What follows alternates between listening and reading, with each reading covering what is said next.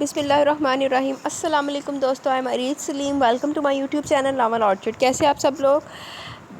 جی تو گائز، سب سے پہلے تو آپ لوگ کیسے ہیں؟ میں آج کافی ٹائم بعد آئی ہوں، آلموسٹ ایک ویک کے بعد میں نے ریکارڈنگ کی ہے۔ آپ لوگوں کو تو وہ 3-4 دن ایپیسوڈ ملتی نہیں ہے، میرے خیال میں 2-3 دن مس ہوئی ہیں شاید، میں نے ریکارڈنگ ایپیسوڈ نہیں دی، اپلوڈ نہیں کی۔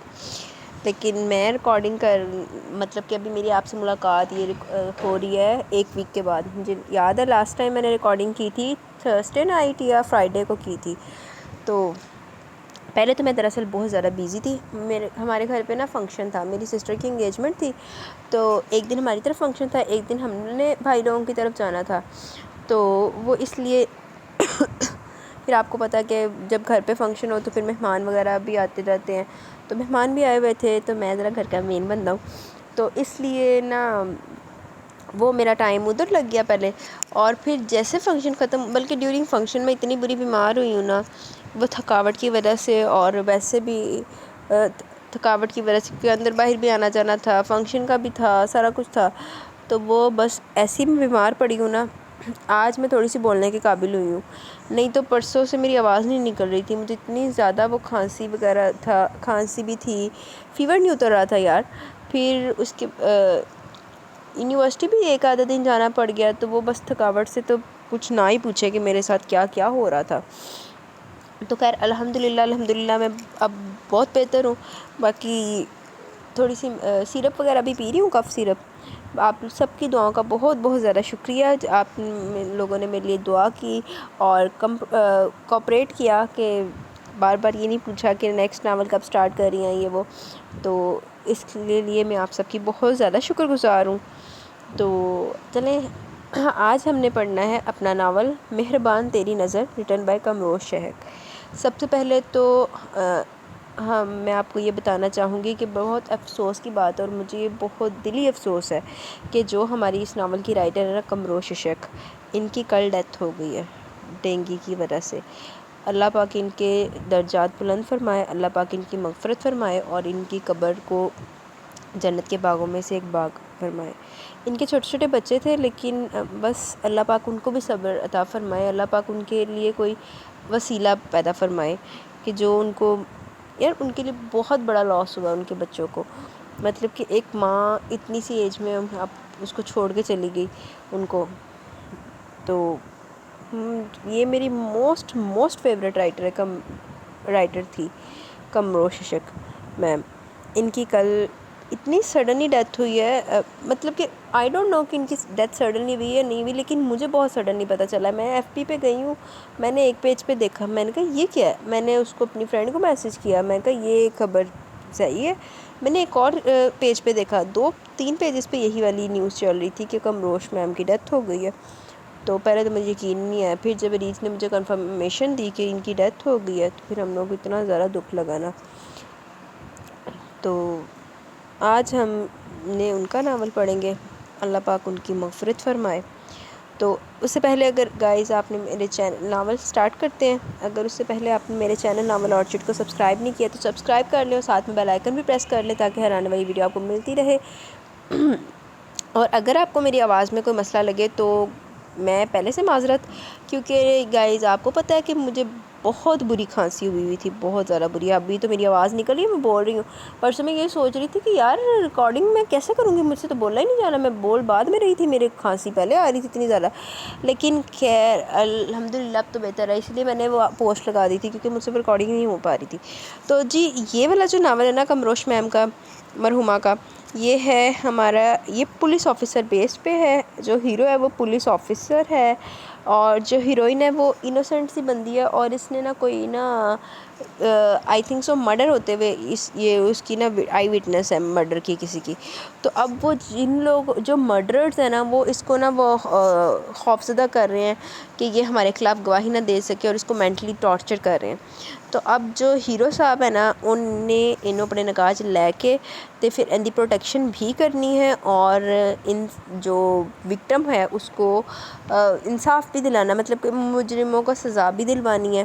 تو کیسے قمروش میم نے یہ، اللہ پاک ان کے درجات بلند فرمائے، یہ بہت خوبصورتی سے یہ ناول لکھا ہے۔ تو آئیے ہم اس ناول کو پڑھتے ہیں۔ یہ آج ہم کمپلیٹ ہی پڑھیں گے، ٹھیک ہے؟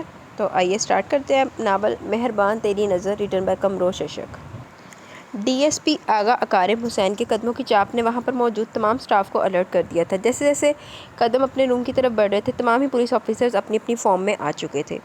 آغا اکارم حسین اپنے روم میں انٹر ہوئے، اپنی کیپ اور سٹک ٹیبل پر رکھ دی اور ایزی ہو کر چیئر پر بیٹھ چکے تھے۔ ان کے آنے کے 2 سیکنڈ بعد حوالدار رفعت جہاں پلیٹ میں ٹھنڈے پانی سے بھرا شیشے کا گلاس لے آیا تھا اور ان کے سامنے ٹیبل پر رکھ دیا تھا، جسے پینے کے بعد ڈی ایس پی آغا اکارم حسین نے سامنے رکھی وہ بلیک فائل اٹھائی اور کھول کر پڑھنے لگے تھے، جس کا کیس انہیں سونپا گیا تھا۔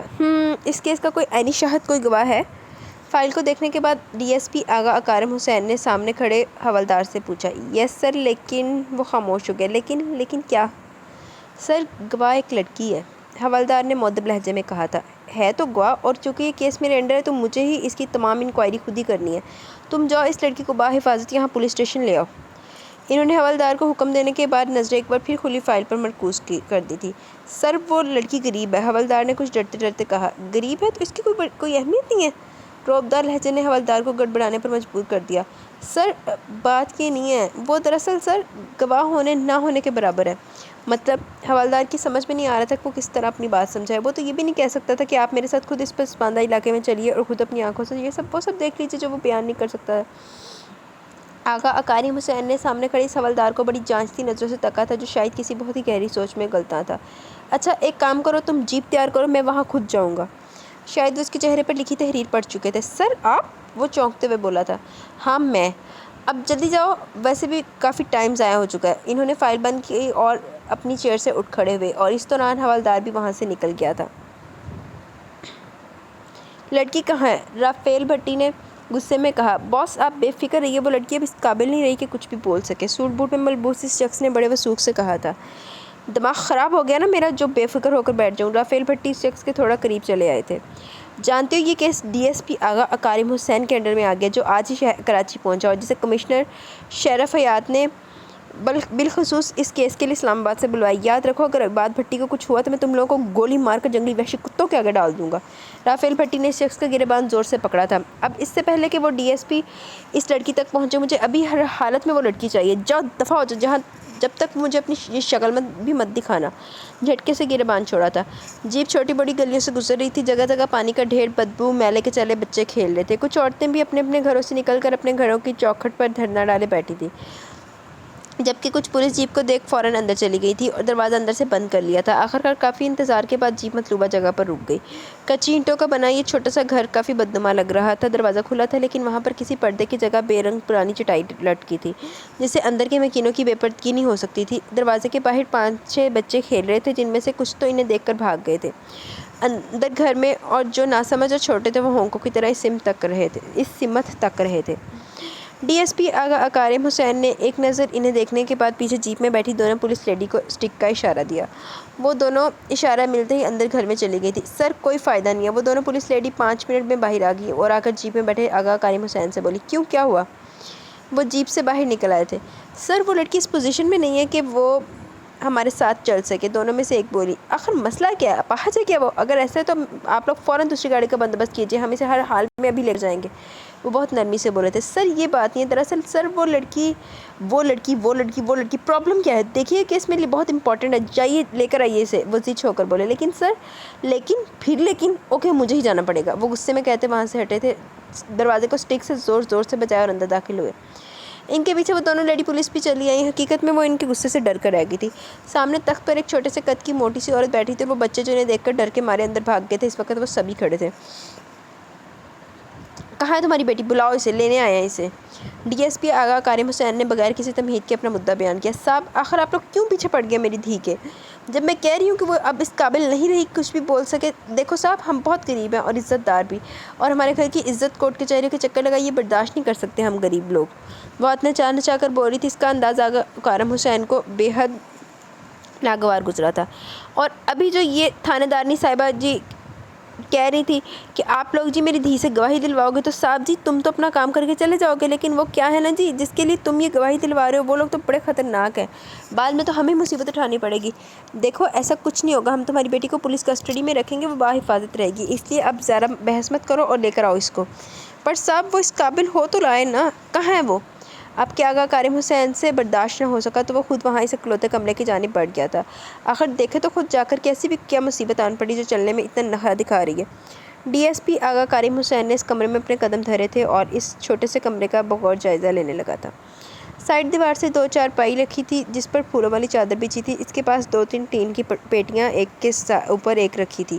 بائیں سائڈ پر ایک ٹوٹی پھوٹی سی الماری رکھی تھی جس کے دونوں دروازے غائب تھے، مگر وہ سیدھا الماری کو بڑی خوبصورتی سے کاٹن کے نیلے کپڑے سے ڈھکا گیا تھا جو کہ اندر کے حصے کو چھپانے کا کام کر رہا تھا۔ وہیں پر الماری کے ایک کونے میں کوئی تھا جس کا صرف میرون جارجٹ کا آنچل لہراتا ہوا نظر آیا۔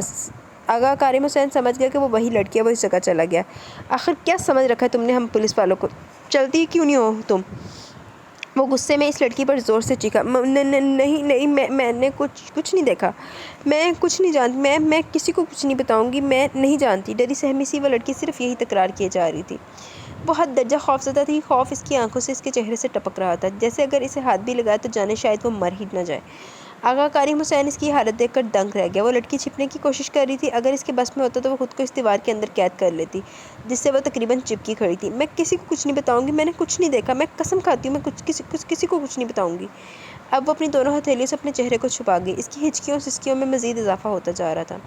آغا کریم حسین کی سمجھ میں کچھ سمجھ میں نہیں آ رہا تھا وہ کیا کرے کیا نہ کرے۔ اپنی زندگی کے اتنے کیسز میں اس کا پہلا کیس ہے جسے وہ بڑی آسانی سے حل بھی کر سکتا تھا اور حل کر بھی نہیں پا رہا تھا۔ دیکھیے بی بی، میں جانتا ہوں کہ آپ سب جانتی ہیں، آپ نے خود سب کچھ ہوتے دیکھا ہے وہاں، اس لیے یہ رونا چھوڑیے اور میرے ساتھ چلیے۔ آخر کو بہت دیر سوچنے کے بعد آغا کریم حسین نے اپنے نرم خو لہجے میں کہا۔ نہیں، وہ ذہنی کیفیت میں چیخی تھی۔ میں کچھ نہیں جانتی، ماما۔ اب اپنی مدد کے لیے کسی کو چیخ کر پکاری تھی۔ ماما مجھے بچاؤ، ماما مجھے بچاؤ، یہ لوگ مجھے مار دیں گے، ماما۔ اس لڑکی کی خوفزدہ نظریں دروازے پر ٹکی تھی اور بس صرف یہی تکرار بار بار کیے جا رہی تھی۔ بس بہت ہو گیا، بہت کر چکی تم اپنا ڈرامہ، اب میرے ساتھ سیدھے چلو ورنہ گھسیٹتے ہوئے لے کر جاؤں گا۔ آغا کریم حسین کو ایک بار پھر غصہ آ گیا تھا۔ وہ اس سے نرمی سے بات کر رہا تھا، جس نرم خو لہجے سے پیش آ رہا تھا آج تک اس نے اس نرمی سے کبھی کسی گواہ کسی مجرم سے مخاطب ہونے کی کوشش نہ کی تھی۔ اس لڑکی کی حالت کے پیش نظر رکھتے ہوئے اس نے بڑے نرم لہجے میں کہا تھا، لیکن وہ اس قابل ہی نہیں تھی۔ ماما۔ وہ لڑکی آغا کریم حسین کو نظر انداز کرتے ہوئے بڑی پھرتی سے کمرے میں داخل ہوتے کسی بوڑھے اور لاغر شخص کے سینے سے لگی تھی۔ ماما صاحب جی پھر آ گئے۔ ماما میں نے کچھ نہیں دیکھا، میں کچھ نہیں جانتی نا۔ وہ پھوٹ کر رو رہی تھی۔ ہاں دی، تو کچھ نہیں جانتی، چل آ یہاں بیٹھ جا، میں خود صاحب جی سے بولتا ہوں کہ تو کچھ نہیں جانتی ہے۔ اس شخص نے اسے آرام سے لا کر چارپائی پہ بٹھا دیا۔ اس لڑکی نے اس بوڑھے شخص کا ہاتھ ابھی بھی تھام رکھا تھا جیسے وہ کہیں بھاگ نہ جائے، جبکہ وہ بوڑھا شخص اس لڑکی کے سر پر دھیرے دھیرے ہاتھ پھیرا تھا اور نظریں اپنے سامنے کھڑے پولیس انسپکٹر پر گاڑ رکھی تھی۔ آغا کریم حسین کو ان نظروں میں بھی ایک طرح کا ڈر، خوف چھلکتا نظر آیا جس کے سمجھنے سے وہ قاصر تھا۔ آخرکار وہ اس لڑکی کو چپ کروانے میں کامیاب ہو ہی گیا۔ اب اس کا رخ ڈی ایس پی آغا کریم حسین کی سمت تھا۔ وہ دھیرے دھیرے چلتا اس کے پاس آ رکا تھا اور بڑی بے بسی سے اپنے دونوں ہاتھ جوڑ کے آگے کر دیے۔ صاحب جی ہمیں معاف کر دو، لیکن انتظام ہی اتنی جلدی کرتے مجھے تھوڑی دیر ہو گئی، لیکن آپ بے فکر رہیے، میں آپ کے جانے کے فوراً بعد اپنے گھر والوں کو لے کر اس شہر سے بہت دور چلا جاؤں گا، بس مجھے تھوڑا وقت اور چاہیے جی۔ اس کا ڈرا لہجہ، خوف کے مارے چہرے پر پسینہ اور تھر تھر کانپتا کمزور جسم۔ ڈی ایس پی آغا کریم حسین نے اس بوڑھے شخص کی بے بسی کا بہت باریک بینی سے جائزہ لیا۔ جب ہی اس کی نظر چارپائی پر سمٹی بیٹھی اس لڑکی پر پڑی جو اپنا سر گھٹنوں میں چھپائے سسک رہی تھی، اور پھر اس بوڑھے شخص کو ساتھ لیے کمرے سے باہر آ گیا اور اپنے آنے کی وجہ بتائی۔ لیکن صاحب جی، آپ سے پہلے جو انسپکٹر صاحب آئے تھے انہوں نے ہمیں یہاں سے نکل جانے کو کہا تھا اور کہا تھا کہ اگر میں یہاں سے اپنی بھانجی کو لے کر نہیں گیا تو وہ اسے مار دیں گے جی۔ اس نے اپنے گالوں پر لڑکتے آنسو کو صاف کیا۔ اور پھر ان کے جانے کے بعد 2 دن تک کوئی سوٹ بوٹ میں 5-6 بندے آئے تھے۔ ان لوگوں نے ہمارے چھوٹے سے گھر کو پھیلا کے رکھ دیا اور ساتھ اپنی بڑی بندوقوں سے جی سب نے آسمان کی طرف فائرنگ بھی کی تھی۔ اور تو اور صاحب جی، ان لوگوں نے تو میری بھانجی کو بھی نہیں بخشا، ان میں سے 3 آدمیوں نے اسے بہت مارا تھا، باروں سے پکڑ کر اسے دھکا دیا۔ بتائیے کیا قصور تھا اس کا؟ نہ ہم لوگ اس دن سینما میں فلم دیکھنے جاتے اور نہ یہ سب ہوتا۔ وہ بہت ڈر گئی ہے، ذرا سے شور سے سہم جاتی ہے جی۔ وہ بوڑھا شخص ساری داستان رو کر سنا رہا تھا۔ آغا کریم حسین کچھ لمحے کے لیے سکتے میں ہی رہ گیا۔ اس کے تو وہم و گمان میں بھی نہیں تھا کہ ان غریبوں اور لاچار لوگوں پر اتنی جلدی اتنے کم وقت میں یہ ساری مصیبتیں ٹوٹ چکی ہیں۔ یہ کیس اس کے لیے مزید گمبھیر ہوتا جا رہا تھا، سمجھ میں نہیں آ رہا تھا کہ کیا کرے۔ اس کیس کی گواہ صرف یہی لڑکی ہے جسے ہر ممکن طریقے سے ان لوگوں نے ناکافی بنا ڈالا تھا۔ دیکھیے بزرگوار، آپ لوگوں کے ساتھ جو ہوا وہ اچھا نہیں ہوا، آپ لوگوں کے ساتھ کی گئی زیادتی پر مجھے بے حد افسوس ہے، لیکن اب آپ بے فکر رہیے، آئندہ آپ لوگوں کے ساتھ کچھ نہیں ہوگا۔ آپ لوگوں کو ہر طرح سے پولیس سیکیورٹی دی جائے گی۔ آپ اپنی بھانجی کو ہمارے ساتھ بھیجیے، اس کی ہر طرح حفاظت کا ذمہ میں لیتا ہوں آپ سے۔ دیکھیے صاحب جی، آپ تو میری بھانجی کو گواہ بنا کر لے جاؤ گے، مگر اس کے بعد کیا ہوگا؟ ہم بہت غریب و لاچار لوگ ہیں، میرے چھوٹے چھوٹے بچے ہیں جی، اور پھر اگر میری بھانجی کو آپ لوگ لے جاتے ہو تو میری برادری کے لوگ تو مجھ پہ تھو تھو کریں گے، میری بھانجی کو اچھوت سمجھیں گے جی، اور ہماری برادری میں اچھوت کو گناہ سمجھتے ہیں، اسے ختم کر دیتے ہیں۔ میری بھانجی تو بے قصور میں ماری جائے گی، تو قیامت کے روز میں اپنی عدی کو منہ دکھانے کے لائق نہیں رہوں گا۔ صاحب جی، میں آپ کے آگے ہاتھ جوڑتا ہوں، آپ ہمیں معاف کر دیں، میں واپس اپنے گاؤں اپنی بھانجی کو لے کر ہمیشہ ہمیشہ کے لیے چلا جاؤں گا۔ ڈی ایس پی آقا کریم حسین اس کی ایک بات بڑے غور سے سن رہے تھے۔ ایک طریقے سے وہ بھی اپنی جگہ صحیح تھا۔ اس شخص کی بھانجی اس قبیلے سے تعلق رکھتی ہے جہاں ایسی باتیں معیوب سمجھی جاتی ہیں، جہاں پولیس کی نہیں اپنی پنچایت کی مانی جاتی ہے، اور لڑکی کی عزت تو ویسے بھی نازک سے کانچ کی مانند ہوتی ہے، جس پہ ہلکی سی دراڑ بھی آ جائے تو بدنما ہو جاتا ہے۔ کافی دیر سوچنے کے بعد آخر کار ڈی ایس پی آقا کریم حسین کو اس مسئلے کا فی الحال یہی حل نظر آیا جہاں بات بن جاتی اور کسی کی عزت بھی داؤ پر نہ لگتی۔ رافیل بھٹی نے اس لڑکی کو معمولی سمجھ کر بہت ظلم کر لیا، اب ایسا نہیں ہوگا۔ آدھے گھنٹے کے اندر اندر آقا کریم حسین نے اس لڑکی کو اپنی شناخت دے دی تھی، اپنا نام اپنی پہچان دے دی تھی، اور اسے اپنی عزت و آبرو بنا لیا تھا۔ اب وہ کوئی معمولی، کوئی غریب لاچار و بے بس لڑکی نہیں رہی، بلکہ مسز آقا کریم حسین کے عہدے پر فائز ہو چکی تھی۔ صاحب میری تو سمجھ میں نہیں آ رہا جی کہ میں آپ کا کیسے شکریہ ادا کروں۔ وہ تو شکر آمیز لہجے میں بولا تھا، اس کے انگ انگ سے خوشی چھلک رہی تھی۔ اس کے انداز پر آقا کریم حسین دھیرے سے مسکرا دیا۔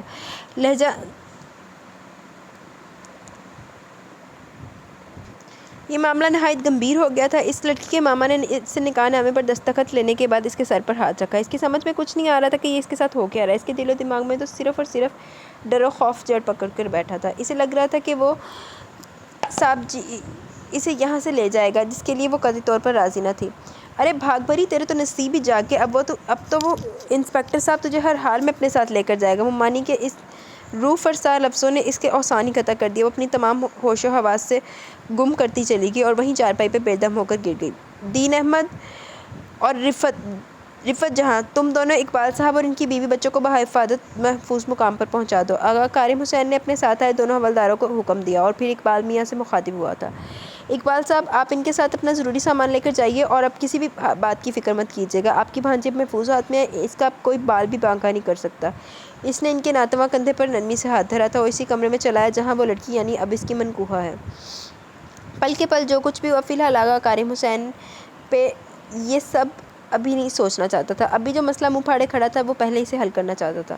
بے ہوش دنیا مافیا سے بے خبر پڑے نرم و نازک وجود کو آقا کریم حسین نے اپنے مضبوط بازوؤں میں بھر لیا تھا اور لا کر جیپ میں پہلے سے بیٹھی 2 لیڈی پولیس کو تھما دیا۔ صحت مند و تندرست لیڈی پولیس کے بیچ وہ وجود بالکل چھپ گیا تھا۔ سرفراز، گاڑی آگا ولا لے چلو۔ اس نے جیپ کو اپنے بنگلے میں لے جانے کا حکم دیا۔ 30 منٹ میں جیپ آگا ولا کے بڑے سے بلیک جعلی گیٹ کے آگے رک گئی تھی۔ ڈی ایس پی آقا کریم حسین نے ایک بار پھر بے ہوش وجود کو اٹھایا اور اندر کی جانب قدم بڑھاتا چلا گیا تھا۔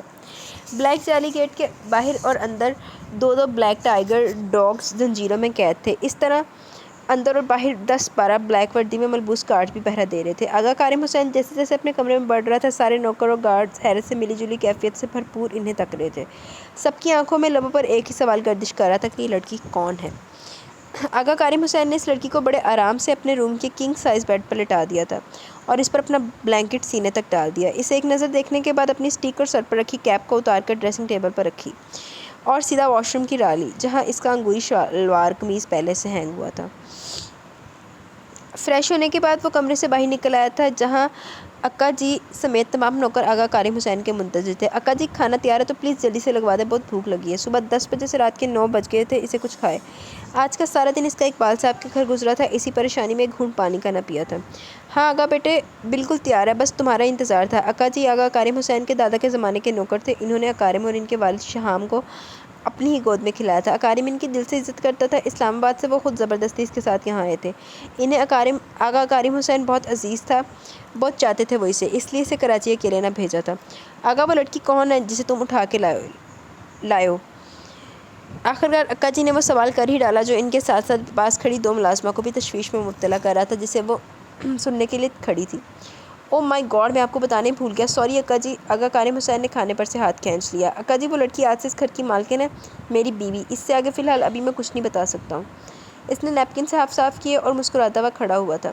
اکا جس کے جواب پر سکتے کی کیفیت میں ہو گئی۔ ان کے تو وہم و گمان بھی نہیں تھا کہ آغا شہام حسین کے اکلوتے سپوت کی شادی اتنی سادگی سے ہوگی۔ اس خاندان نے تو جانے آغا کریم حسین کی شادی کے کیا کیا سپنے دیکھے تھے۔ اکا جی کو ابھی تک یقین نہیں آ رہا تھا کہ آج ایک ہی دن میں ہوا اسے کراچی میں پولیس ڈیوٹی جوائن کی اور آج یہ سب۔ وہ ابھی تک اسی طرح سوچوں میں غلطاں کھڑے تھے جبکہ اس دوران آغا کریم حسین اپنے کمرے سے باہر ہو کر آ گیا اور ڈاکٹر عنبر زیدی کو اپنے گھر کال کر کے بلوا بھی لیا تھا۔ اکا جی میں جانتا ہوں آپ کے اندر کیا جنگ چل رہی ہے، لیکن ابھی میری پریشانی اتنی ہے کہ میں آپ کو کچھ بھی بتانے کی پوزیشن میں نہیں ہوں اس وقت، لیکن جیسے میرے مسئلے کا حل نکل آئے گا میں سب کچھ بتا دوں گا۔ وہ بڑے پیار سے ان کے کندھے پر ہاتھ رکھے انہیں سمجھا رہا تھا، جس پر اکا جی دھیرے سے مسکرا دیے تھے۔ وہ جان گئے تھے کہ یقیناً اس کے پیچھے کوئی ٹھوس وجہ ہوگی، ورنہ وہ آغا کریم حسین کی رگ رگ سے واقف تھے۔ اتنے میں ڈاکٹر عنبر زیدی بھی چلے آئے تھے۔ ڈاکٹر کوئی پریشانی کی بات تو نہیں؟ ارے نہیں آغا حسین صاحب، ایسی کوئی بات نہیں ہے، بس ان کے دل و دماغ پر کسی بات کا گہرا اثر ہوا۔ آپ بے فکر رہیے، میں نے انجیکشن دے دیا ہے، وہ ریکور کر لے گا، انشاءاللہ صبح تک بالکل ہوش میں آ جائیں گے۔ ڈاکٹر عنبر زیدی چلے گئے تھے۔ رات کے 11 بجے تھے۔ آغا کریم حسین نے اس کے دونوں ہاتھ بلینکٹ کے اندر کر دیا اور کمرے کی لائٹ آف کر کے اپنی اسٹڈی میں چلا آیا۔ کیا رپورٹ ہے انسپکٹر حسین؟ میں نے سنا ہے کہ آپ نے اس لڑکی سے شادی کر لی ہے۔ کمشنر شریف حیات سامنے میز کی اس پار کرسی پر براجمان ڈی ایس پی آغا کریم حسین سے مخاطب تھے۔ سر مجھے اس کیس کو ہینڈل کرنے میں 1 مہینہ درکار ہے۔ دوسری جانب بات اس نے جان کر اگنور کر دی۔ 1 مہینہ یہ تو بہت ہے۔ دیکھیے آغا حسین، میں نے یہ کیس بالخصوص صرف آپ کو اس لیے دیا کہ آپ بے حد ذہین و فطن ہیں۔ بہت بڑے بڑے پیچیدہ کیسز آپ نے بہت کم وقت میں حل کیے ہیں اور اسے انجام تک پہنچائے ہیں، تو پھر اس میں اتنا وقت کیوں؟ وہ بہت آرام دہ لہجے میں اس سے بات کر رہے تھے۔ ایکچولی سر یہ کیس میرے پہلے کیسز کی طرح بہت الگ بلکہ ٹوٹلی ڈفرینٹ ہے۔ ڈفرینٹ ہے؟ ہارڈ تو نہیں نا؟ وہ مسکرا کے بولے۔ Of course sir, not hard. Agha Karim Hussain بھی ان کے بات پر دھیمے سے مسکرایا۔ اوکے پھر آپ اس کیس کو حل کریں، میں آپ کو 1 مہینے کی پرمیشن دیتا ہوں، بٹ ریممبر مجرم رافیل بھٹی ایک رئیس صنعت کار عباد بھٹی کے ساتھزادے ہیں۔ آپ کو کافی مشکلات کا سامنا کرنا پڑے گا۔ وہ چیئر کی بیک سے ٹیک لگا کر بولے تھے۔ آئی نو سر، ہم پولیس والوں کا تو کام ہی مشکلات سے کھیلنا ہے۔ آغا کریم حسین نے میز پر رکھی اپنی کیپ سر پر رکھی اور اسٹک اٹھا کر کھڑا ہو گیا۔ Okay sir, all the best. Commissioner Sharif Hayat نے سلیوٹ مارا اور مسافہ کے لیے ہاتھ آگے بڑھایا، جسے انہوں نے بڑی گرمجوشی سے تھاما تھا اور پھر وہاں سے نکلتا چلا گیا۔ کاش آپ جیسے آنیسٹ پولیس آفیسر ہر ڈپارٹمنٹ میں ہوں۔ کمشنر شریف حیات آغا کریم حسین کے جانے کے بعد خود سے بولے۔ سر اس کیس میں سب سے مشکل محرک کیا ہے؟ انسپکٹر فاران نے بلیک فائل میں مصروف ڈی ایس پی آغا کریم حسین سے پوچھا۔ اس میں مشکل تو کچھ بھی نہیں ہے، صرف تھوڑی محنت کی ضرورت ہے، اینڈ آئی ایم شیور یہ کیس بھی میرے اور کیسز کی طرح بہت سکسیسفل رہے گا۔ وہ دوستانہ موڈ رکھتا تھا، خواہ مخواہ کا جونیئر پر اپنا بے وجہ روب جھاڑنا اسے پسند نہ تھا، یا سینئر سے بدمزاجی رکھنا وہ بہت برا سمجھتا تھا۔ اپنی کامیابی پر انہیں بھی شامل کرتا تھا، بجائے گھمنڈ کرنے پر خوش ہوتا۔ تو پھر سر آپ اس لڑکی انسپکٹر فاران کے یہ کہنے پر اس نے بلیک فائل سے نگاہ اٹھا کر اسے دیکھا تھا، جس پر وہ گڑبڑا کے رہ گیا۔ سوری سر، میرا مطلب ہے کہ آپ اپنی مسز سے بڑی آسانی سے گواہی دلوا سکتے ہیں۔ کیا تو آپ ٹھیک رہے ہیں، لیکن مسئلہ یہ ہے کہ وہ بھی اس پوزیشن میں نہیں ہے۔ آپ اس کے ماما بتا رہے تھے کہ وہ کافی ڈری ہوئی ہیں۔ سر ڈرنے کی وجہ جانے میں کیا پوچھنا چاہ رہا تھا؟ جبکہ آغا کریم حسین بہت گہری سوچوں میں سفر کر رہے تھے، جس پر انسپکٹر فاران نے ایک بار پھر پکارا تھا۔ ہاں وہ فائرنگ شور وغیرہ سے اس کے دماغ کو کافی شاک پہنچا ہے۔ اس بات کو سن کر انسپکٹر فاران کے لبوں پر بڑی پوری اسرار مسکراہٹ رنگی تھی، جو آغا کریم حسین اپنی سوچ میں دیکھ نہ سکا تھا۔ ہاں انسپکٹر فاران، غدارا کمینہ! ہوش آ گیا بیگم صاحبہ کو؟ وہ ابھی بھی لاؤنج میں تھکا ہارا کر بیٹھا تھا، ذہن ابھی بھی اس لڑکی میں الجھا ہوا تھا۔ سمجھ میں نہیں آ رہا تھا کہ اس مسئلے کو کہاں سے حل کرے۔ آغا صاحب ہوش میں تو وہ صبح سے ہی آ گئی تھی جی، لیکن وہ میرے سمجھ میں نہیں آ رہی جی۔ میں ناشتہ لے کر گئی، لیکن نوکرانی بڑی بے بسی سے بولی۔ اوکے میں دیکھتا ہوں، تم ناشتہ تیار کر کے کمرے میں لے آؤ۔ وہ ملازمہ کی ادھوری بات سمجھ گیا، اٹھ کر کمرے میں چلا آیا تھا۔ کمرے کا جائزہ لیا لیکن وہ کہیں نظر نہیں آئی۔ آخرکار ڈھونڈتی نظر نے اس کا سراغ پا ہی لیا۔ بائیں سائڈ پر رکھا کتابوں سے بھرا لکڑی کا شیلف، جس کے دیوار کی سائڈ تھوڑی سی جگہ خالی چھوڑ دی گئی تھی جہاں ایک نفوس آرام سے آ سکتا تھا۔ آغا کریم حسین ہولے سے مسکراتا ہوا اس سمت بڑھا جہاں وہ چھپی کھڑی تھی۔ یار یہ تھوڑا سا بلر رہا ہے، مجھے مزہ نہیں آ رہا ہے یہ پڑھنے کا، رکو میں ذرا کہیں اور سے ڈھونڈ کے لاتی ہوں PDF۔ ہیلو، آغا کریم حسین دھیرے سے کھنکارا تھا۔ پولیس وردی میں دیکھ کر اس کے تو سان ہی ختم ہونے لگے تھے۔ نہیں میں کچھ نہیں جانتی، میں نے کچھ نہیں دیکھا، میں کسی کو کچھ نہیں بتاؤں گی۔ पुलिस यूनिफॉर्म में मलबूस लंबे चौड़े बंदे को देखकर ही इसके बेरबत जुमले शुरू हो गए थे। आंखों में बेपनाह खौफ छुपाए कपकपाते लबों से वो इसको तक रही थी। इतना तो आगा कारिम हुसैन को अंदाज़ा हो गया था कि वो इसे प्यार से, अपनाइयत, मोहब्बत से इसकी बिगड़ती हालत संवार सकता है, वरना गुस्सा, झंझलाहट, जबर, ये सब इस नाजुक पैकर की जान भी ले सकते हैं। लेकिन मैं तो तुमसे कुछ नहीं पूछ रहा। अच्छा छोड़ो, ये बताओ कि तुम्हारा नाम क्या है? अभी तक मुझे तुम्हारा नाम मालूम नहीं हो सका है भाई। इसका जहन, इसका सारा जिस्म इस वक्त नहायत थकावट से चूर था, लेकिन फिर भी इसे खुद को इस डरी सहमी लड़की के सामने फ्रेश रखना था। आगा कारिम हुसैन के पूछने पर सिर्फ ये हुआ कि वो चुप हो गई थी और ख़ुद को इसके पीछे करने की कोशिश कर रही थी। अरे क्या हुआ? अभी समझ नहीं आ रहा यार। इसमें फिर भी कुछ नज़र आ रहा था, यहाँ से बढ़ते हैं। अरे क्या हुआ, बोलो ना, तुम मुझसे डरो मत, मैं तुम्हें कुछ नहीं कहूँगा। मामा, मुझे मामा के पास जाना जी। वो इतना ही कह सकी। यार मैं तुमसे तुम्हारा नाम पूछ रहा हूँ और तुम हो कि मामा के पास जाना है, पहले अपना नाम बताओ। वो इसे 2 कदम पीछे होकर बोला। अजियारा साहब जी। वो इसके नरम लहजे को देखते हुए बोली, अजियारा साहब जी। आगा कारिम हुसैन ने इसी के लहजे में ये नाम दोहराया। भाई अजियारा तो बहुत खूबसूरत नाम है, मगर ये साहब जी ये क्या नाम हुआ भला? वो इस वक्त अपनी थकन को नज़रअंदाज किए इसे मुकम्मल छेड़ने के मूड में था, जो कि अजियारा अपने डरो खौफ के ज़ेर असर समझ ही न सकी। नहीं नहीं साहब जी, नहीं, अजियारा साहब जी। इसके एक बार फिर झट से बोलने पर आगा कारिम हुसैन अपने बेसाख्ता कहके को काबू में न रख सका था। अच्छा ये बताओ कि ये नाम तुम्हारा किसने रखा? और इसने बात बढ़ाने को एक और सवाल दागा था। मामा ने। साहब जी मामा, मैं मामा के पास जाऊंगी। मामा के नाम पर इसे फिर याद आने लगा। साहब जी, अब के ये लफ्ज़ बोलने पर आगा कारिम हुसैन ने इसके नज़दीक आकर इसके लबों पर अपनी मजबूत हथेली रख दी और इसकी आंसू भरी आंखों में झांकने लगा। मेरा नाम आगा अकारिम हुसैन है और सब मुझे आगा हुसैन कहते हैं, लेकिन अकारिम में सिर्फ तुम्हारे लिए हूँ। अब से तुम मुझे अकारिम कहोगी। क्या कहोगी? अपनी हथेली कपकपाते लबों से हटा दी थी। अकारिम साहब जी। वो नहायत अटकते हुए बोली थी। अकारिम साहब जी नहीं, सिर्फ अकारिम। उसने चेहरे पर आई इसकी छोटी बड़ी लटों को कान के पीछे अटसा था। अकारिम जी। ओफो, फिर तुमने जी की दम लगा दी। भाई तुम्हारे लबों से मैं सिर्फ अकारिम सुनना चाहूँगा। कहो। आगा कारिम हुसैन ने अजियारा का हाथ पकड़ लिया। चलो आओ वहाँ चल कर बैठते हैं। वो इसे साथ लिए सोफ़े पर आ बैठा। इतने में अक्का जी नाश्ते की ट्रे हाथ में थामे अंदर आ गए थे, जिसमें जैम, स्लाइस, मक्खन, अंडा और 2 कप चाय सजी थी। लाकर इन दोनों के दरमियान मेज़ पर रख दी। ये हमारे अक्का जी हैं। इसने अक्का जी को मुस्कुराकर देखने के बाद अजियारा से कहा, जो अब इन्हें ही देख रही थी, जो कि इसे मुस्कुराकर देखने के बाद वापस जा रहे थे। आगा कारिम हुसैन अजियारा के लिए खुद स्लाइस पर मक्खन लगा रहा था। अक्का जान।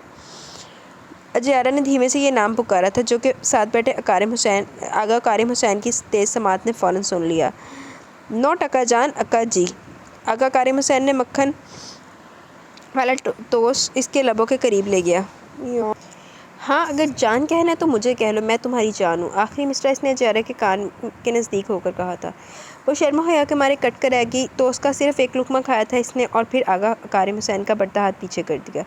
मुझे मामा के पास जाना है। वो इसे थोड़े से पीछे खिसकी थी। आगा कारिम हुसैन ने हाथ में पकड़ा हुआ टोस्ट ट्रे में रखा और फिर अपनी तमाम तवज्जो खुद से दूर बैठी अजियारा पर मरकूज़ कर दी। लॉन के पिंक एंड मैरून छोटे छोटे फूलों वाले सूट में, जिसका मैरून जॉर्जेट का आंचल सीने पर पूरा फैलाया हुआ था, जो जाने कितने दिनों से उसके नाजुक वजूद की जीनत बना हुआ था। मैले कपड़ों में इसके चेहरे से खासकर इसकी आंखों से खौफ हवेदा था। बालों में भी शायद बहुत दिनों से कंघी नहीं की गई थी। इसका बिखरा हुलिया इस बात की गमाजी कर रहा था कि वो इस वाक़े से नहायत खौफ सता है, डरी हुई है, आंखों में खौफ है। वो आगा कारिम हुसैन की सिमत तक रही थी। इसके खुद को बगौर तकने पर वो पजल होने लगी। वो नहीं जानती थी कि आगा कारिम हुसैन के दिमाग में क्या चल रहा है। अजियारा ने इसे हाल में लाने के लिए फिर से अपना जुमला दोहराया। तुम जानती हो हम दोनों की शादी हो चुकी है और अब हम 2 नहीं 1 हो चुके हैं। वो बैग से टेक लगा चुका था। और अगर तुम अपने मामा के पास जाओगी तो क्या इनकी बरादरी में बेइज्जती नहीं होगी, बदनामी नहीं होगी कि उन्होंने अपनी भांजी की शादी कर दी और अपने शोहर को छोड़कर अपने मामा के पास चली आई? वो बहुत अपनाइयत से समझा रहा था। बोलो, होगी ना बदनामी, तुम्हारे मामा की बेइज्जती? इसने अजियारा का झुका सर अपने हाथ से नरमी से ऊपर उठाया। होगी ना? तो क्या मैं सारी ज़िंदगी यहाँ रहूँगी? बड़ी मासूमियत से पूछा गया, जिस पर आगा कारिम हुसैन होले से मुस्कुरा दी। यहाँ तो नहीं रहोगी? हाँ, सारी ज़िंदगी सिर्फ़ और सिर्फ मेरे साथ, मेरे पास रहोगी, बिल्कुल मेरे करीब। आगा कारिम हुसैन ने से एक ही जस्ट में अपनी सिमत खींचा। अब शाबाश, अच्छे बच्चों की तरह नाश्ता करो, फिर सोचते कि आगे क्या करना है। आगा कारिम हुसैन ने इसे सही से बिठाया और ख़ुद अपने हाथों से नाश्ता कराने लगा। आगा कारिम हुसैन का अंदाज़ ही ऐसा था कि वो बहुत जल्द किसी को भी अपना गर्वेदा कर लिया करता था। और फिर सामने तो एक नाजुक सी कांच की मानद लड़की थी, जो इसकी बीवी है, इसकी हमसफ़र, तो कैसे ना वो इसे अपने दिल के नहा खानों में बिठाता। حیات صاحب آپ بالکل بے فکر رہیے، ہم یہاں بیٹھے ہیں نا فکر کرنے کے لیے، میں آپ سے وعدہ کرتا ہوں آپ کے بیٹے کو میں کچھ نہیں ہونے دوں گا۔ انسپکٹر فاران نے دروازے کے اس پار ایک بار پھر جھانک کر دیکھا تھا کہ کوئی آ تو نہیں رہا۔ ڈی ایس پی آغا کارم حسین نے صرف 1 ماہ کی مہلت مانگی اور آپ دیکھے گا کہ وہ اس کیس میں ناکام ہی رہے گا۔ میں اس مہینے اس لڑکی کو اس قابل چھوڑوں گا ہی نہیں کہ وہ عدالت میں عباد بھٹی حیات کے خلاف کوئی گواہی دے سکے۔ انسپکٹر فاران کے لبوں پر بڑی خبیث مسکراہٹ تھی۔ انسپکٹر فاران تمہیں جو کرنا ہے جلدی کرو، کیونکہ میں زیادہ دن تک اپنے بیٹے کو حوالات میں سلاخوں کے پیچھے نہیں دیکھ سکتا ہوں۔ ریسیور کے پار رافیل بھٹی حیات نے تیز لہجے میں کہا۔ ارے دھیرج حیات صاحب، دھیرج، ظاہر ہے کریں گے، کیوں نہیں کریں گے، آخر وہ 10 لاکھ کا معاملہ بھائی۔ وہاں رافیل بھٹی حیات نے زور سے ریسیور کریڈل پر پٹکا تھا، جس پر انسپکٹر فاران نے ریسیور اپنے کان سے چونک کر پیچھے کی اور ریسیور کو ہاتھ میں تھامے سے گھورنے لگا۔ ارے حیات صاحب، اگر آپ جیسے لوگ ہمارا خیال رکھنے کے لیے نہ ہو اس معاشرے میں تو جانے ہمارا کیا حال ہو۔ اس نے مسکراتے ہوئے ریسیور کریڈل پر بڑے آرام سے رکھا۔ انسپکٹر فاران کس کا فون تھا؟ اس کے انداز کو اندر داخل ہوتے آغا کارم حسین نے بڑے غور سے تکا تھا۔ سر کسی کا نہیں تھا سر۔ وہ اس کی آواز سن کر ہڑبڑاتا ہوا اپنی جگہ سے اٹھ کھڑا ہوا۔ اوکے لیکن آپ اتنا گھبرا کیوں رہے ہیں، اور ماتھے پر یہ پسینہ کیسا؟ آغا کارم حسین نے بڑی جانچتی نظروں سے اس کا جائزہ لیا تھا، کیونکہ اس کی مثال ایسی تھی جیسے چور چوری کرتے ہوئے رنگے ہاتھوں پکڑا گیا ہو۔ اصل میں سر یہاں گرمی بہت ہے، شاید اسی لیے۔ اینی ویز آپ یہ فائل لیجئے اور اس کا اچھی طرح سے اسٹڈی کرنے کے بعد اس جگہ کا سروے کرائیے اور مجھے کل شام تک اس کی رپورٹ دیجیے گا۔ اس نے ہاتھ میں پکڑی ریڈ فائل انسپکٹر فاران کو تھمائی۔ اوکے سر، ہو جائے گا۔ آغا کارم حسین پھر وہاں ٹھہرا نہیں تھا۔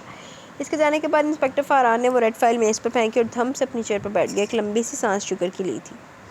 رات کے 10 بج رہے تھے۔ آغا کارم حسین اپنی اسٹڈی روم میں بیٹھا ایزی چیئر پر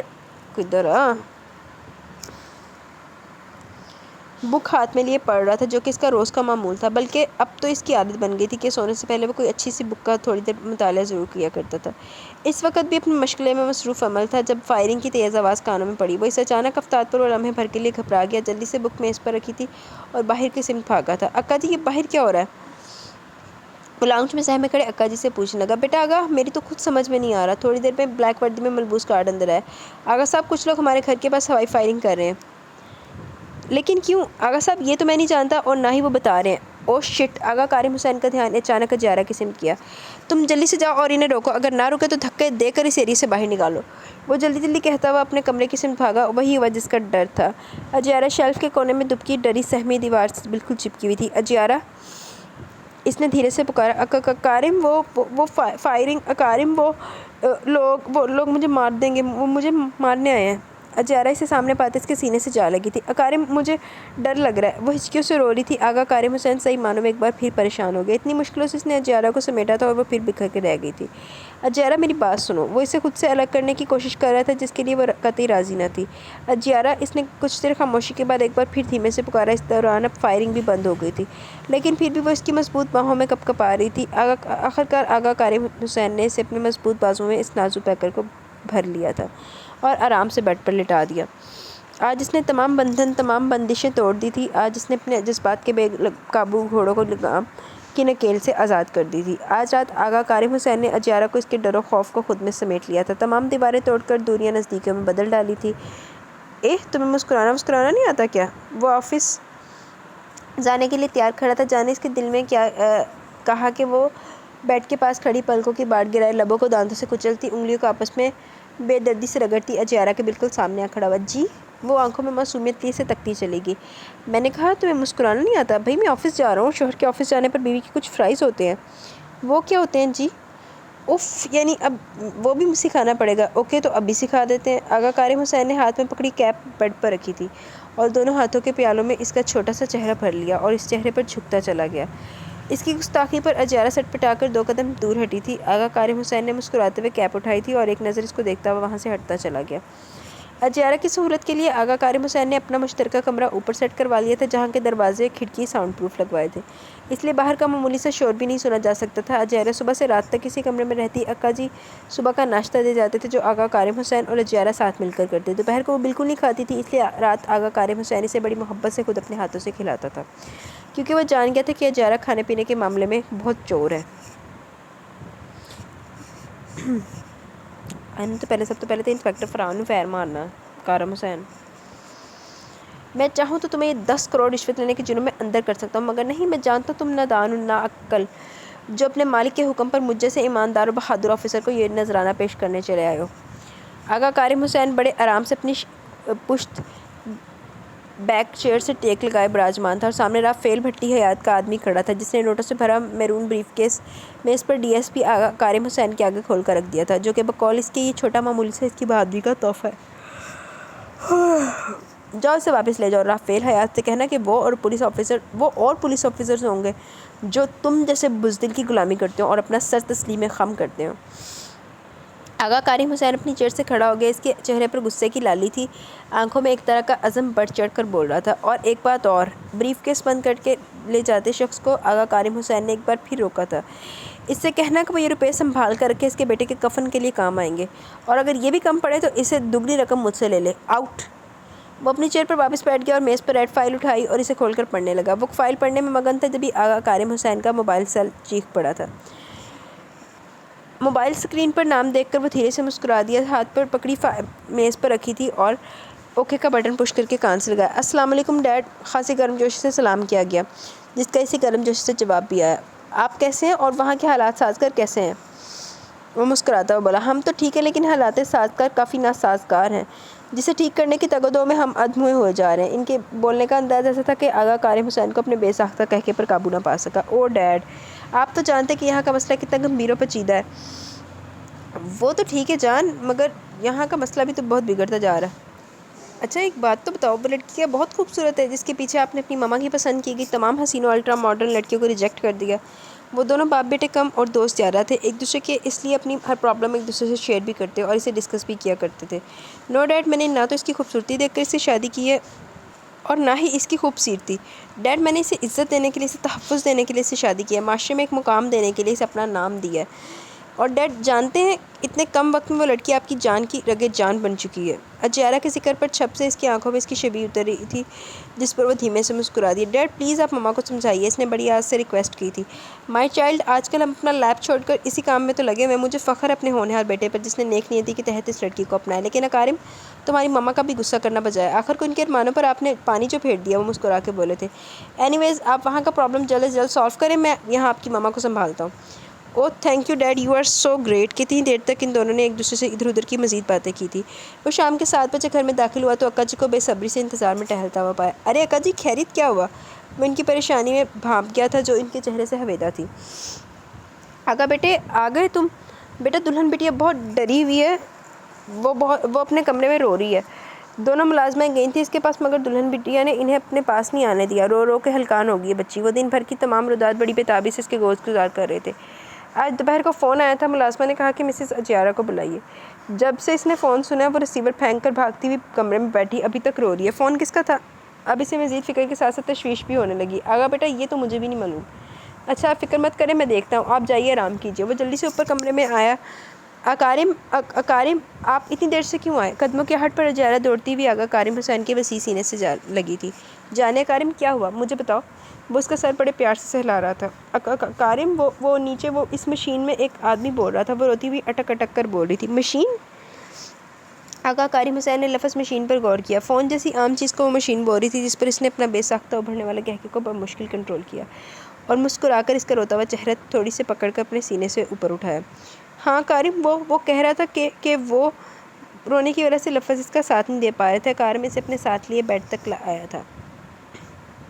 سائڈ ٹیبل پر پانی سے بھرے کانچ کے جگ سے گلاس بھرا اور اسے پلانے لگا، جسے پینے کے بعد اس کے آنسوؤں میں کچھ کمی آئی۔ اب مجھے آرام سے بتاؤ، اس نے تمہیں کیا کہا ہے؟ آغا کارم حسین نے گلاس واپس میز پر رکھ دیا۔ وہ کہہ رہا تھا کہ وہ مجھے مار دے گا، اگر میں نے کسی کو کچھ بھی بتایا تو وہ مجھے بھی مار دے گا۔ بولنے کے بعد اس نے اپنے دونوں ہتھیلیوں سے اپنا چہرہ ڈھانپ لیا تھا۔ کچھ دیر تک آغا کارم حسین اس کے روتے وجود کو بغور تکتا چلا گیا۔ آخر کون ہو سکتا ہے؟ اس کی سوچ تیزی سے کام کر رہی تھی۔ پھر اپنی سوچوں کو پیچھے دھکیلتے ہوئے اس نے چہرے سے دونوں ہاتھ ہٹائے تھے۔ اس کا آنسو سے بھرا چہرہ اپنے ہاتھ سے صاف کیا۔ تم جانتی ہو تم کون ہو؟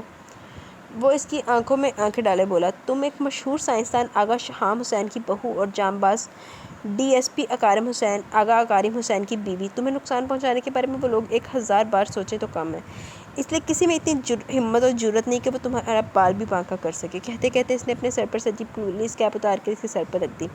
اس لیے تمہیں کبھی بھی کسی سے ڈرنے کی ضرورت نہیں ہے، اوکے؟ کتنی دیر تک وہ اسے بہلاتا رہا تھا۔ رات کے 1 بجے تھے۔ آغا کارم حسین کھڑکی کے پاس رکھی راکنگ چیئر پر بیٹھا بک کا مطالعہ کر رہا تھا اور اجیارہ بیڈ پر بلینکٹ کو سینے تک اوڑھے سو رہی تھی۔ اس کے چہرے پر سکونیت تھی، ہر فکر و غم سے آزاد۔ وہ آنکھیں بند کے سپنوں کی حسین وادیوں میں کھوئی ہوئی تھی۔ باہر سے بہت سارے لوگوں کے چیخنے، چنگاڑنے، چلانے کی نہایت ہیبت ناک آوازیں آ رہی تھیں جو کہ تیز سے تیز تر ہوتی جا رہی تھی۔ آغا کریم حسین نے آج کھڑکی کے دونوں پٹ کھول رکھے تھے تاکہ کچھ ٹھنڈی ہوا کے جھونکوں سے بھی لطف اندوز ہو سکے، لیکن اسے کیا خبر تھی کہ آج یہ اچانک ہو جائے گا۔ آغا کریم حسین راکنگ چیئر سے اٹھ کھڑا ہوا اور آ کر کھڑکی کے پاس باہر دیکھنے لگا، لیکن شور میں کمی کی بجائے مزید اضافہ ہوتا جا رہا تھا۔ اجیارہ کی آنکھ ہڑبڑا کر کھلی، اس کی سانسیں دھمکی کی طرح ماند چل رہی تھیں، ہلکی سی خنکی میں بھی وہ پسینے میں نہا گئی تھی۔ آنکھوں میں وحشت نے جگہ بنا لی، وہ سینے پر ہاتھ رکھے اپنی تیز رفتار سے چلتی دھڑکن کو قابو کرنے کی کوشش کر رہی تھی۔ اسی شور میں آغا کریم حسین کی نظر ایک شخص پر پڑی جس کی نظریں اسی کھڑکی کی طرف تھیں۔ غور سے دیکھنے پر اس نے محسوس کیا کہ ان سب لوگوں کا رخ اسی بنگلے کی طرف ہے۔ آغا کریم حسین کو لمحے میں ساری کہانی سمجھ میں آ گئی تھی۔ اس نے تیزی سے اپنی گردن کا رخ بیڈ کی سمت کیا، اس نے جلدی سے کھڑکی کے دونوں پٹ بند کیے اور سرعت میں اس کانپتے وجود کی طرف بڑھا، پل بھر میں بکھرتے وجود کو سمیٹا تھا۔ کال کر کے گارڈز کو آرڈر دیا، چاروں بلیک ڈاگز ان پر چھوڑ دو، یعنی وہ لوگ جانتے کہ اجیارہ ان سب چیزوں سے خوفزدہ ہے۔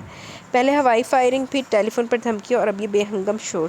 تو وہ لوگ اجیارہ کو مینٹلی ڈسٹرب کرنا چاہتے ہیں۔ وہ سوتی ہوئی اجیارہ کے بالوں کو سہلا رہا تھا اور ساتھ اس کی سوچیں ان باتوں کے گرد بھی گردش کر رہی تھیں۔ نہیں رافیل بھٹی، میں ایسا نہیں ہونے دوں گا۔ اس کے آنکھوں میں بے پناہ نفرت اتر آئی رافیل بھٹی کے خلاف۔ آغا کریم حسین بیڈ پر نیم دراز ہاتھ میں بلیک فائل تھامے اسے بغور پڑھ رہا تھا۔ اس کے پاس بیٹھی اجیارہ دوزنوں بیٹھی اس کے موبائل سیٹ کے بٹن سے کھیل رہی تھی۔ موبائل کی بیپ زور سے بجی، اجیارہ کی ڈر کے مارے زور سے چیخ نکل پڑی اور اسی ڈر میں موبائل سیٹ بھی ہاتھ سے چھوٹ گیا۔ آغا کریم حسین نے بجتے ہوئے موبائل سیٹ کو اٹھایا تھا، سہمی ہوئی اجیارہ کو مسکرا کر دیکھا اور پھر اوکے کا بٹن پش کیا۔ Hello dad. اجیارہ بڑے غور سے اسے موبائل پر بات کرتا ہوا دیکھ رہی تھی۔ اس کی سمجھ میں نہیں آ رہا تھا کہ ہاتھ میں تھامی اس چھوٹی سی مشین میں سے آدمی کیسے بول سکتا ہے، جبکہ آغا کریم حسین کی نگاہیں بددستور اسی حیران و پریشان اجیارہ پر مرکوز تھیں۔ کچھ دیر بات کرنے کے بعد موبائل آف کر دیا گیا، جب ہی اجیارہ اچانک بول پڑی، اس مشین میں سے کوئی بولتا ہے؟ آغا کریم حسین اس کی اس معصوم بات پر زور سے ہنسا۔ وہ سوچ بھی نہیں سکتا تھا کہ ڈی ایس پی آغا کریم حسین کی وائف اس قدر معصوم بھی ہو سکتی ہے جو اتنی عام سی چیز کو نہیں جانتی ہے۔ کریم، میں بھی سنوں گی، مجھے بھی سنائے نا۔ اس کی اس نرالی خواہش سے وہ بہت لطف اندوز ہوا تھا۔ اسے اجیارہ پر اس وقت ڈھیروں پیار ہے۔ تم ڈرو گی تو نہیں؟ اجیارہ نے فوراً گردن ادھر ادھر نفی میں ہلا دی۔ وہ آغا کریم حسین کی موجودگی میں بالکل بھی نہیں ڈرا کرتی تھی۔ جب ہی آغا کریم حسین نے سانگ ریکارڈنگ کا بٹن پش کر دیا اور اجیارہ کو ہاتھ بڑھا کے اپنے نزدیک کھینچا تھا، پھر اس کے کان پر موبائل رکھ دیا جس پر کوئی سانگ چل رہا تھا۔ اجیارہ نے موبائل پر ہاتھ رکھا اور اپنا سر آغا کریم حسین کے بازو پر دھر دیا تھا۔ وہ بڑے مزے سے موبائل پر سانگ سن رہی تھی۔ آغا کریم حسین نے اسے پیار بھری نظروں سے دیکھنے کے بعد ایک بار پھر اس بلیک فائل میں گم ہو گیا جسے فون سنتے سمے بیڈ کی سائڈ پر رکھتی تھی۔ کم از کم 15-20 منٹ ہو گئے اس نے اپنے بازو پر دھرے اجیارہ کو دیکھا جس کی آنکھیں اب بند تھیں، شاید وہ سو گئی تھی۔ آغا کریم حسین نے اس کے کان سے موبائل اٹھایا، اسے آف کر کے رکھا اور پھر بڑے آرام سے اس کے سر کو تکیے پر دھرا۔ سوتی ہوئی وہ مزید معصوم و بھولی بھالی سی لگتی تھی۔ آغا کریم حسین نے اس کے ماتھے پر آہستہ سے بوسہ لیا اور بلینکٹ کو سینے تک اڑا کر وہاں سے اٹھ کر کھڑکی کے پاس رکھی راکنگ چیئر پر آ بیٹھا تھا۔ سمجھ میں نہیں آ رہا آخر یہ کیس کیسے حل کروں۔ اجیارہ ٹھیک تو ہو گئی ہے مگر ابھی اس قابل نہیں کہ شاید یہ عدالت میں جا کر عباد بھٹی کے خلاف گواہی دے۔ میں کیسے بات کروں اجیارہ سے؟ راکنگ چیئر پر جھولتا آغا کریم حسین کی تمام تر سوچیں اجیارہ کے گرد گھوم رہی تھیں۔ یہ زندگی میں بہت سے حل کیے گئے کیسز میں سے پہلا کیس ہے جو کسی طور حل ہو کر نہیں دے رہا تھا۔ صرف 10 دن رہ گئے مہینہ ختم ہونے میں اور معاملہ ابھی تک جوں کا توں اٹکا پڑا تھا۔ رات کا جانے کیا بجا تھا جب اجیارہ کی آنکھ کھل گئی۔ کمرے میں 0 پوائنٹ کا بلب جل رہا تھا۔ آغا کریم حسین اس کے برابر میں دوسری طرف کروٹ لے کر سو رہا تھا۔ نیند اجیارہ کی آنکھوں سے غائب ہو چکی تھی۔ وہ اپنی جگہ سے اٹھی اور تھوڑی دیر ٹہلنے کے بعد کھڑکی کی طرف آئی۔ پردہ ہٹا کر نیچے جھانکا تو لان میں کوئی سایہ ٹہلتا ہوا دکھائی دیا۔ اجیارہ کی تو جان ہی نکل گئی تھی۔ وہ جلدی سے سوتے ہوئے آغا کریم حسین کے پاس بھاگی اور اسے کندھے سے پکڑ کر جھنجھوڑ ڈالا۔ کریم وہ نیچے دیکھیے، نیچے چور آ گیا ہے۔ اجیارہ کی اس طرح جھنجھوڑنے پر آغا کریم حسین جاگ گیا تھا۔ کہاں؟ اس کے خوفزدہ انداز نے آغا کریم حسین کو کچھ دیر کے لیے پریشان کر ڈالا تھا۔ وہاں۔ اس نے کھڑکی کی طرف اشارہ کیا تو وہ اس سمت چلا آیا تھا۔ اس کے پیچھے اجیارہ۔ آغا کریم حسین نے کھڑکی سے پورا پردہ ہٹایا اور شیشے کے اس پار نیچے دیکھا جہاں اس کے 2 گارڈز اس حصے کا پہرا دے رہے تھے۔ ہائے اللہ کریم، یہ تو 2 ہو گئے۔ اجیارہ نے سہم کر مضبوطی سے اس کا بازو تھام لیا۔ آغا کریم حسین سمجھ گیا کہ مدھم سی روشنی میں وہ گارڈز کو چور سمجھ بیٹھی ہے۔ آغا کارم حسین نے پردہ برابر کیا اور مسکراتے ہوئے ڈری سہمی اجیرہ کو اپنے پیار کے حصار میں قید کر دیا۔ ڈارلنگ، وہ چورنی ہمارے گارڈز ہیں جو نیچے ہمارے بنگلے کی پہرہ داری کر رہے۔ اوہ، میں تو ڈر ہی گئی تھی۔ اب اسے افسوس ہونے لگا کہ ایک تو گارڈ کو چور سمجھ بیٹھی اور دوسرا کارم کی نیند خراب کر دی تھی۔ آپ کو برا لگا میں نے آپ کی نیند خراب کر دی؟ وہ پورا افسوس نگاہوں سے تکنے لگی۔ جانے کارم، آپ کی کسی بات کا برا لگ سکتا ہے بھلا؟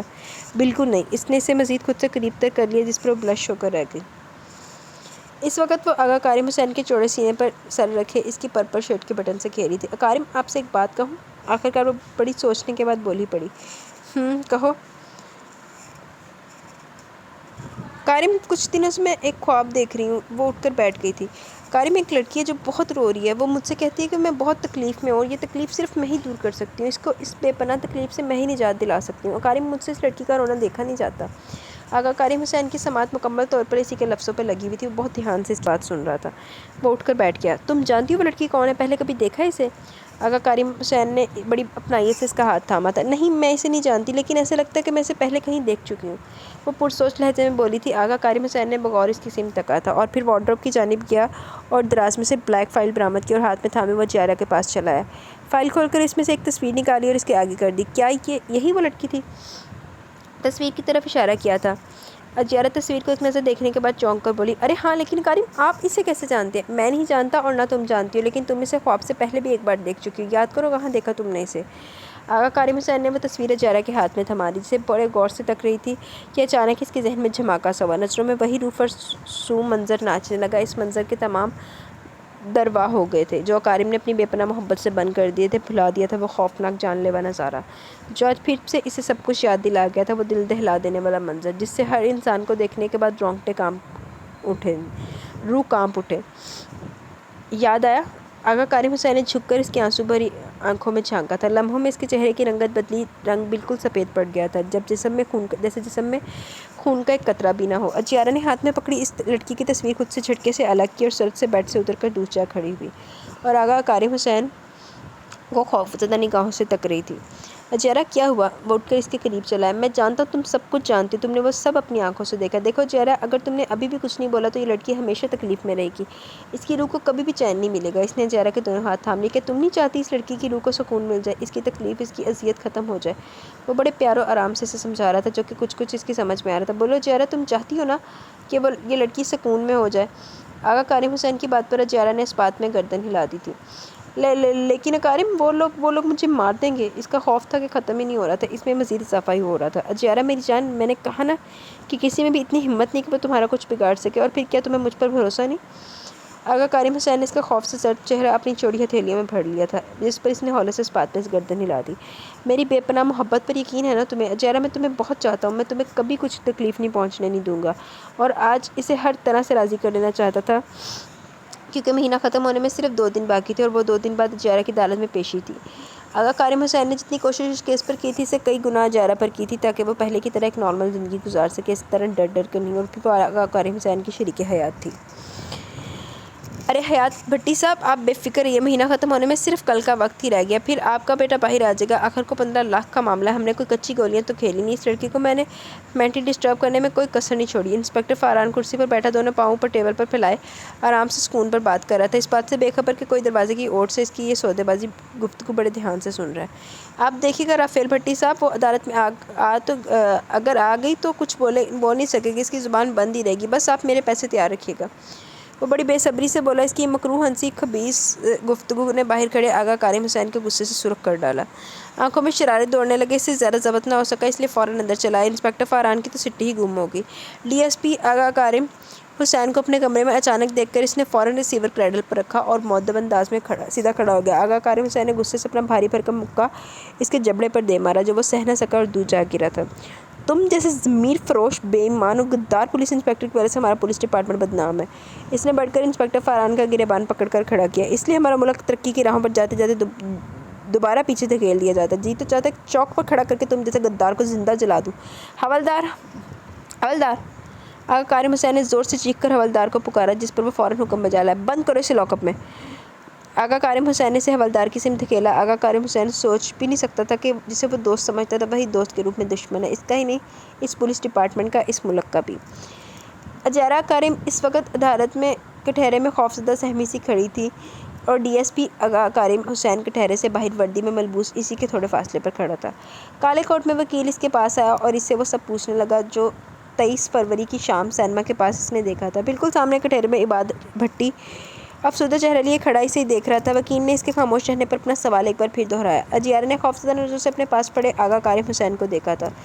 وہ اس امید سے اس کی طرف دیکھ رہی تھی جیسے وہ اسے دل دہلا دینے والے سوال سے بچا لے گا۔ اجیارہ ڈرو نہیں، میں ہوں نا، شاباش بولو، جواب دو وکیل صاحب کے سوال کا۔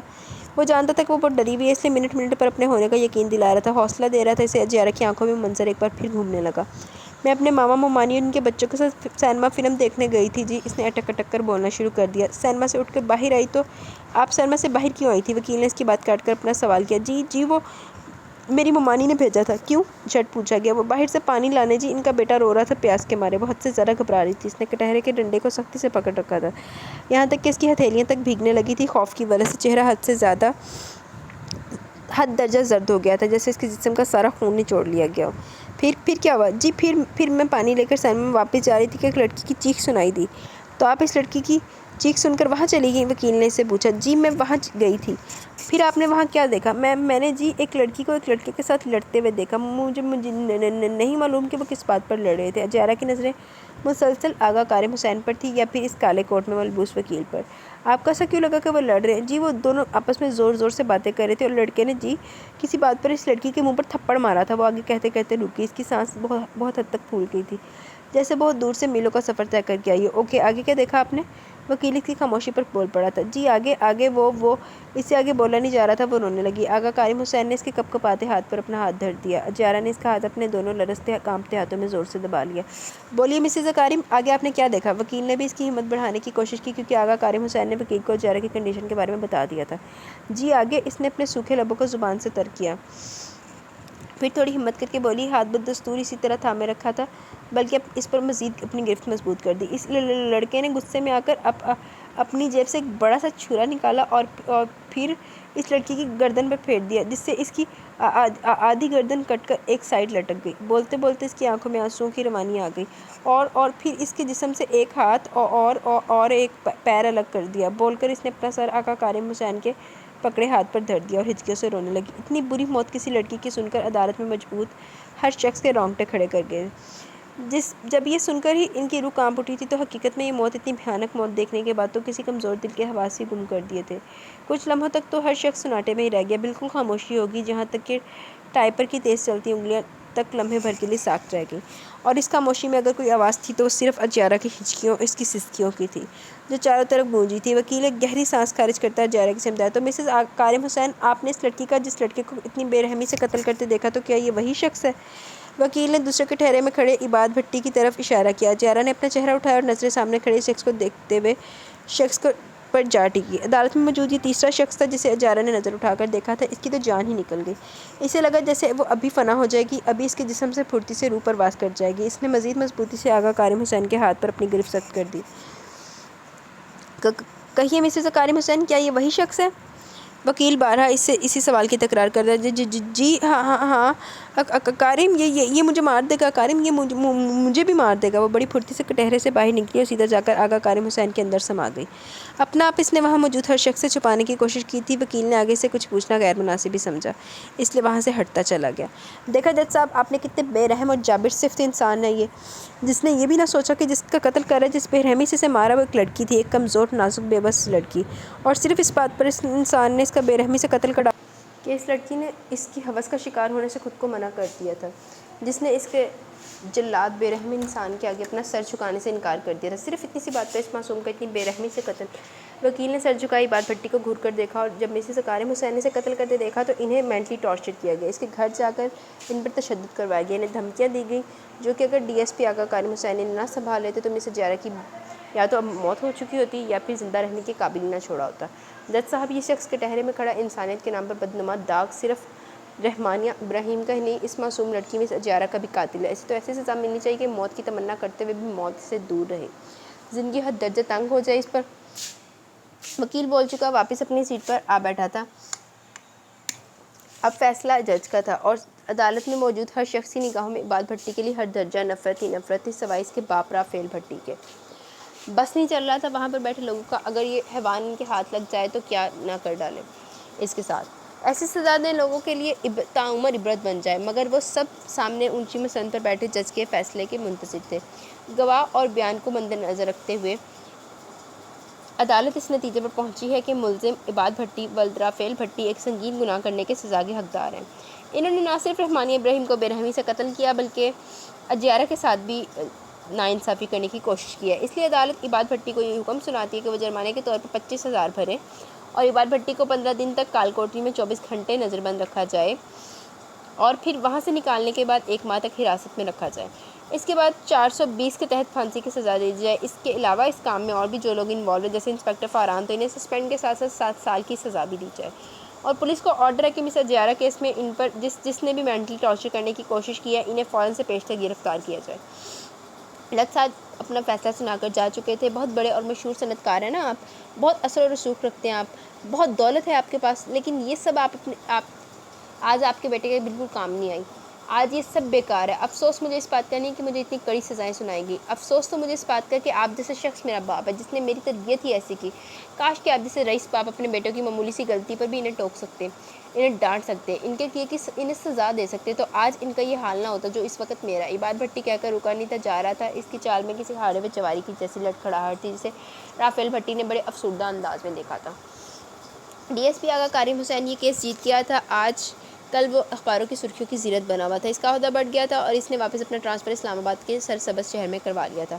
ویسے بھی وہ اب اجیارہ کو اس کراچی شہر میں نہیں رکھنا چاہتا تھا۔ اسلام آباد کے حسین ولا میں اس کا شاندار استقبال کیا گیا۔ مسز شہام حسین نے بڑی خوشی اور گرمجوشی سے اسے گلے لگایا اور اسے دل سے خوش آمدید کہا تھا اور اسے ڈھیروں دعاؤں اور پیار سے نوازا۔ آج اجیارہ اکارم کی شادی کو 10 سال کا عرصہ ہو گیا تھا۔ اس دوران کہ ان کے 5 بچوں نے جنم لیا تھا جن میں آغا کریم حسین کی جان تھی۔ وہ ان سے اور اجیارہ سے بے حد پیار کرتا تھا۔ اجیارہ نے خود کو مینٹین کر لیا تھا، مسز شہام کے ساتھ سوشل ورکر کا ایک حصہ بن گئی تھی۔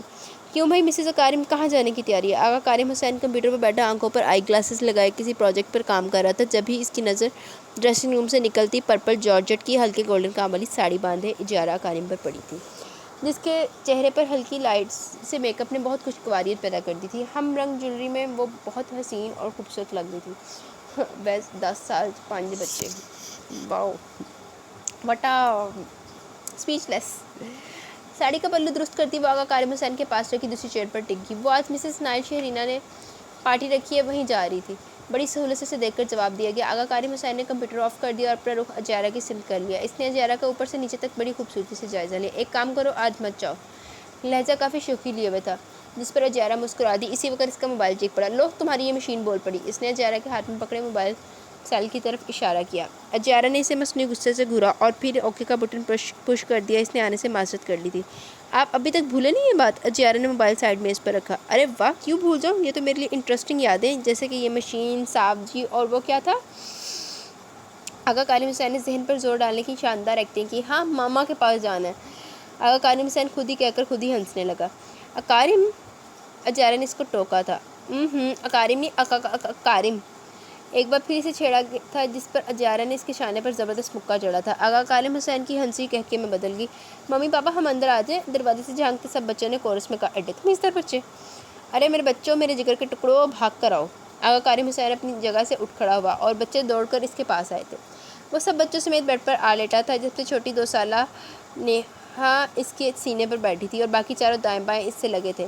اجیارہ اس منظر کو دیکھتے ہوئے سرشاری سے مسکرا دی۔ اس کی زندگی مکمل اور خوبصورت ہو گئی تھی۔ وہ خود بھی اٹھ کر بچوں اور کریم کے پاس آ بیٹھی۔ ان کی ہنسی، ان کی کلکاریاں، شرارتیں، باتیں سن کر وہ دونوں بھی اپنے بچوں کا ساتھ دے رہے تھے۔ یہ تو گائز کیسا لگا آپ کو یہ خوبصورت سا ناول؟ اپنی رائے کا ضرور اظہار کیجیے گا اور کمروش جی کی مغفرت کی دعا ضرور کیجیے گا آپ لوگ۔ اللہ پاک ان کے درجات بلند فرمائے اور انہیں اعلیٰ مقام عطا فرمائے جنت الفردوس میں۔ تو مجھے تو یہ والا ناول بڑا ہی پسند ہے، تو آپ لوگوں کو کیسا لگا آپ لوگ بھی بتائیے گا۔ انشاءاللہ کل ملیں گے ود نیو ناول کے ساتھ۔ بس اب روٹین سیٹ ہو جائے انشاءاللہ اب مجھے لگتا ہے کہ روٹین سیٹ ہو جائے گی کیونکہ الحمدللہ میں بہتر ہوں پہلے سے۔